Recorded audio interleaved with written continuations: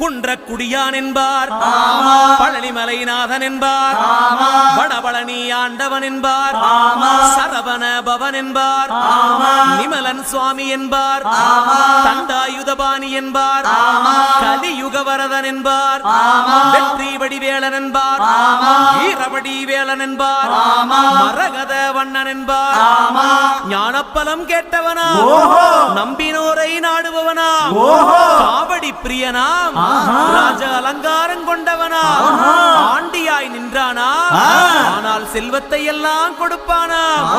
அப்படிப்பட்ட முருகனவன் ரொம்ப ரொம்ப சின்னவனா சுவாமி. சின்ன சின்ன முருகைய